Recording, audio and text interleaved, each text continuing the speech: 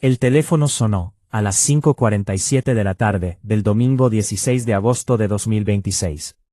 Al otro lado de la línea, una voz temblorosa informaba que una mujer yacía inconsciente en un apartamento de Greenville, Carolina del Sur. Cuando los paramédicos irrumpieron en la residencia, encontraron a Hayden Panettiere en paro cardíaco. A su lado, dos hombres, su novio, Brian Hickerson, y el hermano de este, Zach. Según los informes policiales, Zach estaba muy emocionado, mientras los técnicos intentaban reanimarla. Brian, en cambio, no se emocionó hasta que los servicios de emergencia la declararon oficialmente muerta. En la escena, los investigadores encontraron Narcan, el medicamento que revierte la sobredosis de opioides. Las grabaciones de la llamada al 911 mencionaban la palabra sobredosis. Pero la autopsia, completada al día siguiente, no mostraría signos de trauma físico. La causa oficial quedaría pendiente de los análisis toxicológicos, que podrían tardar semanas o meses. La DEA se uniría a la investigación. Y el mundo comenzaría a preguntarse, ¿cómo había llegado hasta aquí la niña que una vez fue la cara de Neutrogena, la heroína con poderes de héroes, la estrella del country de Nashville? Para entenderlo hay que retroceder.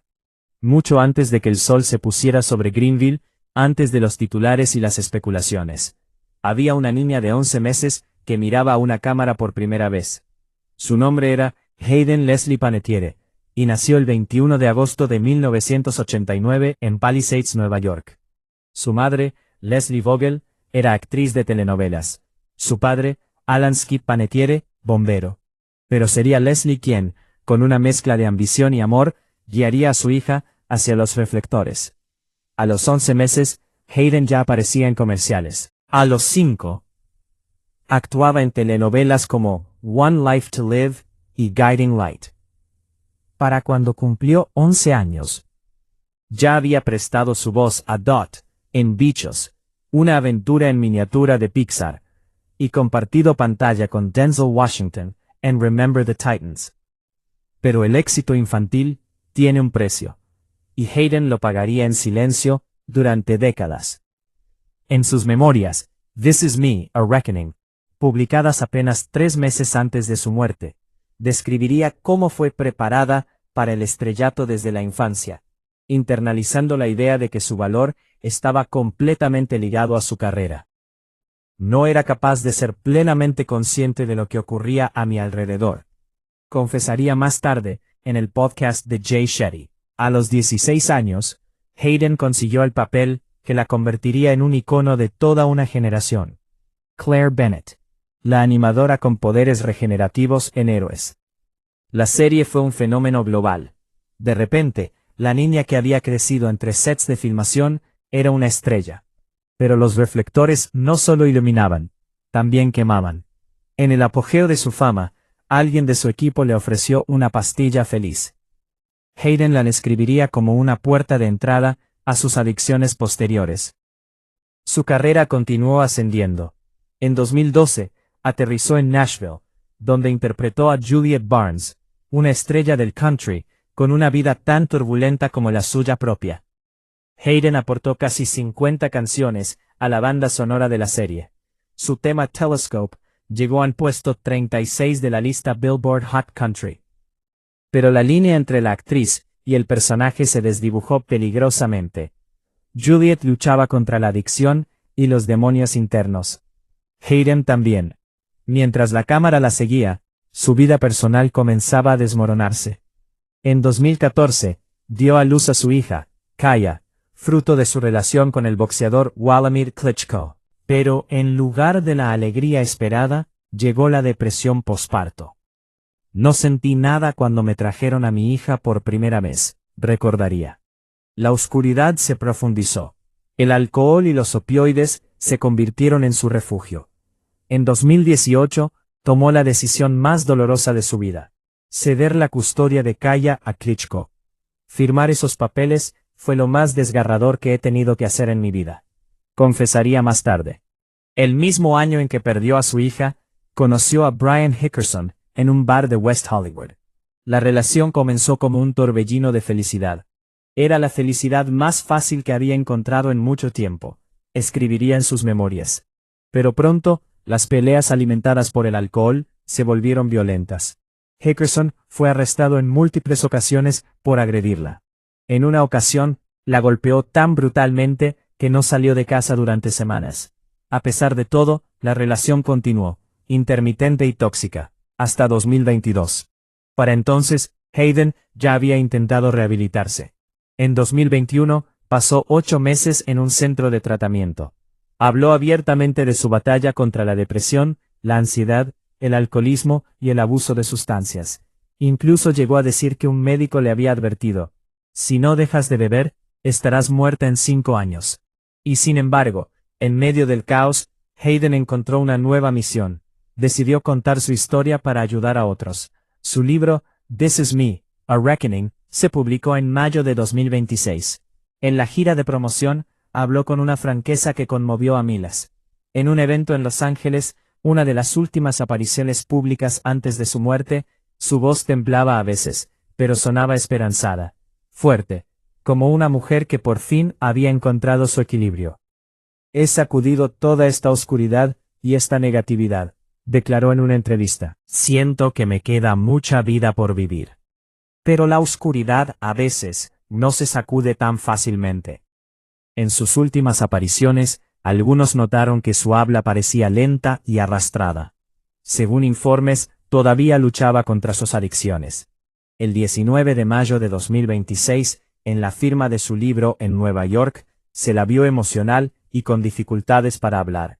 Fue su último acto público. 3 meses después, el teléfono sonó en Greenville, y la niña que una vez fue la esperanza de una generación, la voz que alentó a otros a buscar ayuda, yació inmóvil mientras el mundo contenía la respiración. La autopsia no mostraría signos de trauma, pero la pregunta seguía flotando en el aire, como un eco en una habitación vacía. ¿Qué fue lo que realmente apagó esa luz? El sol de la tarde se filtraba entre las cortinas del apartamento en Greenville, mientras los paramédicos luchaban por devolverle la vida. Pero para entender qué había llevado a Hayden hasta ese momento, había que retroceder aún más, hasta el instante en que todo comenzó a desmoronarse. El año era 2014. Hayden acababa de dar a luz a su hija Kaya, fruto de su relación con el boxeador Vladimir Klitschko. En teoría, debería haber sido el momento más feliz de su vida. En la práctica, fue el inicio de su descenso al abismo. No sentí nada cuando me trajeron a mi hija por primera vez, confesaría más tarde. La depresión posparto la golpeó con una ferocidad que ni ella misma esperaba. Se sentía vacía, entumecida, desconectada de la criatura que acababa de traer al mundo. Para llenar ese vacío, Hayden recurrió al alcohol, y luego a las pastillas. En sus memorias, This Is Me a Reckoning, describiría cómo comenzó a automedicarse con Klonopin y alcohol, poco después del nacimiento de su hija. Mi adicción se intensificó durante la edad adulta, y se entrelazó con la ansiedad, el dolor físico, y las luchas por la salud mental. Lo que empezó como un intento de escapar del dolor, se convirtió en una prisión de la que no podía escapar. Mientras tanto, su carrera en Nashville seguía su curso. Pero había algo inquietante en el guión. Su personaje, Juliette Barnes, también luchaba contra la depresión posparto, el alcoholismo y las pastillas. Cada vez que leía el guión del día, era como mirarme en un espejo deforme, viendo un reflejo distorsionado de mí misma, escribiría más tarde. La línea entre la ficción y la realidad se desdibujó hasta desaparecer. En 2015, Hayden decidió hablar públicamente sobre su depresión posparto en una entrevista con Live, with Kelly and Michael. Fue un acto de valentía que, según ella, le costó caro. En sus memorias, afirmó que Neutrogena, la marca de cosméticos para la que era imagen, invocó una cláusula de moralidad en su contrato y la despidió poco después. La empresa, años después, reconocería que no la apoyó en ese momento, aunque sin ofrecer una disculpa formal. Pero el golpe más devastador llegaría en 2018. Hayden, consumida por la adicción y la depresión, tomó la decisión más dolorosa de su vida: ceder la custodia de Kaya a Klitschko. Su hija, que entonces tenía apenas 4 años, se mudaría a Ucrania con su padre. Firmar esos papeles fue lo más desgarrador que he tenido que hacer en mi vida, confesaría más tarde. Pero lo hizo, insistió siempre, pensando en el bienestar de su hija. Ese mismo año, su relación con Klitschko llegó a su fin definitivo. Y entonces, como un imán hacia el peligro, Hayden encontró a Brian Hickerson. Se conocieron en un bar de West Hollywood. Al principio, todo fue euforia. Era la felicidad más fácil que había encontrado en mucho tiempo, escribiría en sus memorias. Pero pronto, las peleas alimentadas por el alcohol se volvieron violentas. Hickerson fue arrestado por primera vez por violencia doméstica en 2019. En julio de 2020, enfrentó 8 cargos, entre delitos graves y menores, relacionados con incidentes ocurridos entre mayo de 2019 y enero de 2020. En abril de 2021, se declaró no impugnable a 2 cargos graves y fue sentenciado a 45 días de cárcel, 4 años de libertad condicional, 52 cursos sobre violencia doméstica y una orden de alejamiento de 5 años. Hayden, por su parte, solicitó una orden de restricción y habló públicamente sobre el abuso que sufrió, con la intención declarada de alentar a otras víctimas a buscar ayuda. Pero la oscuridad tiene una forma de arrastrarnos de vuelta. A pesar de todo, la pareja retomó el contacto meses antes de su muerte. En marzo de 2026, fueron vistos juntos en el aeropuerto de Los Ángeles.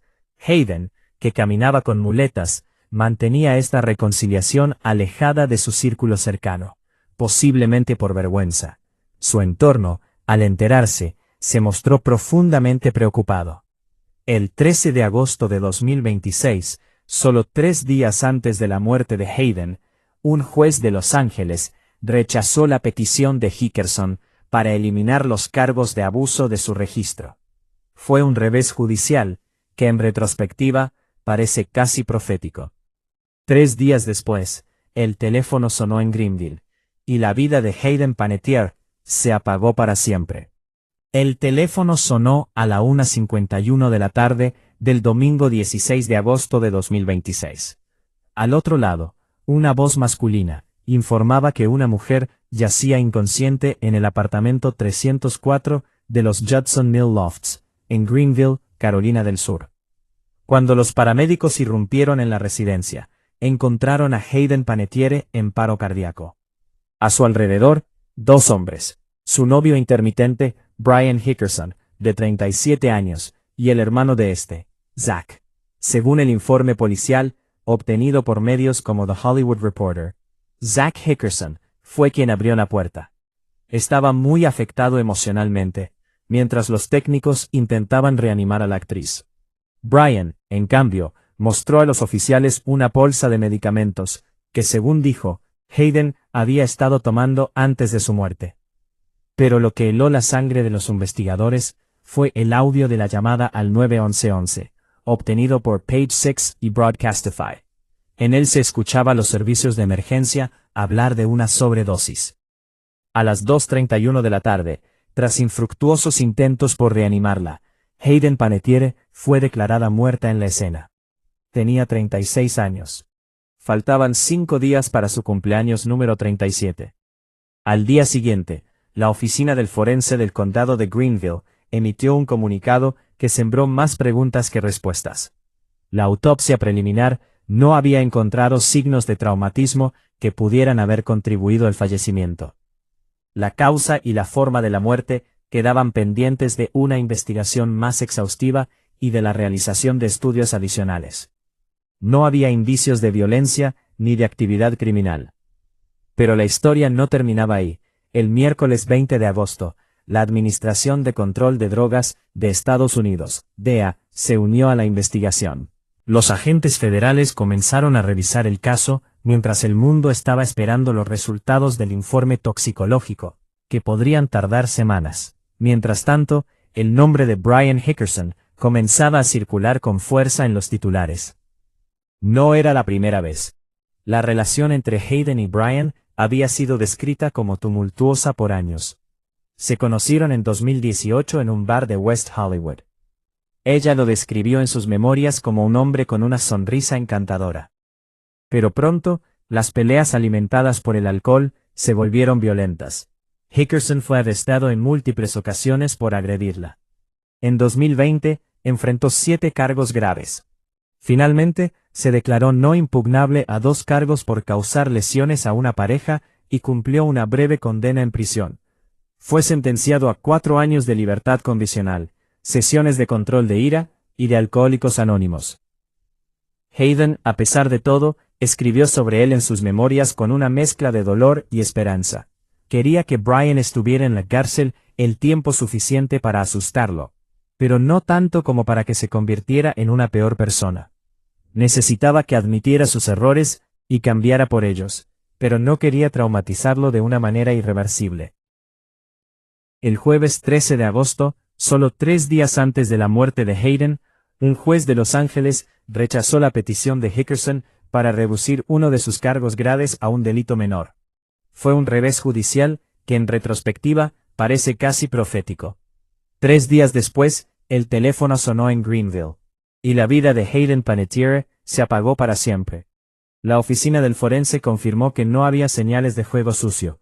Ninguno de los hermanos Hickerson ha sido nombrado sospechoso o persona de interés. Pero las preguntas persisten. ¿Qué contenía esa bolsa de medicamentos? ¿Y por qué la DEA, una agencia federal, se ha sumado a una investigación que en apariencia no presenta indicios de criminalidad?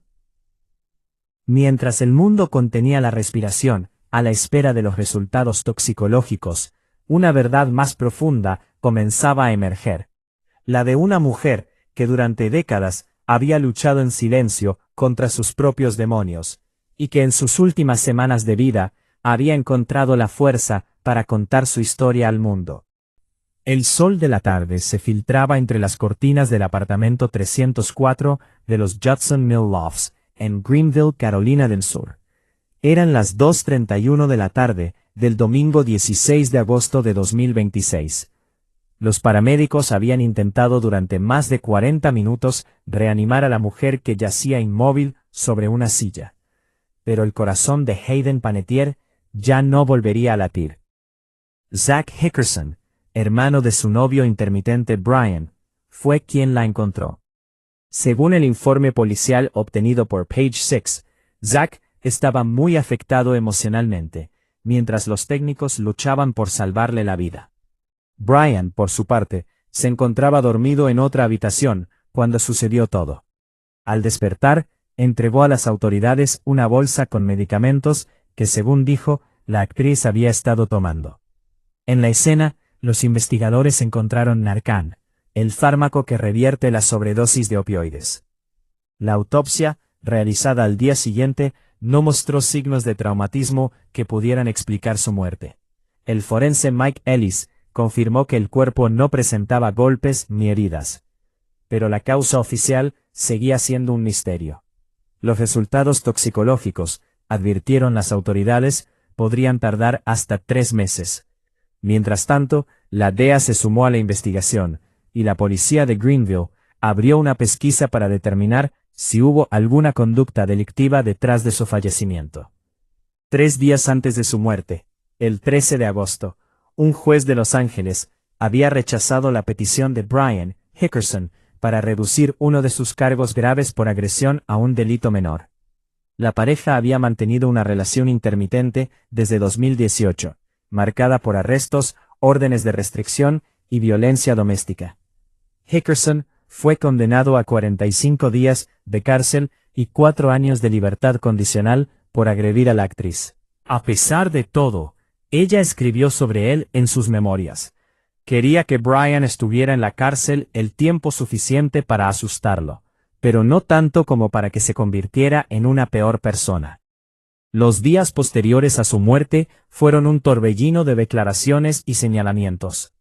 Leslie Vogel, su madre, rompió el silencio y apuntó directamente a Hickerson como responsable. Aunque mi hija y yo estábamos distanciadas, no fue por falta de cuidado o amor, declaró a Entertainment Tonight. Fue debido a la intervención de un individuo tóxico que creo que la llevó a la muerte. Describió a Hayden como una joven hermosa y talentosa que lamentablemente se involucró con la persona equivocada.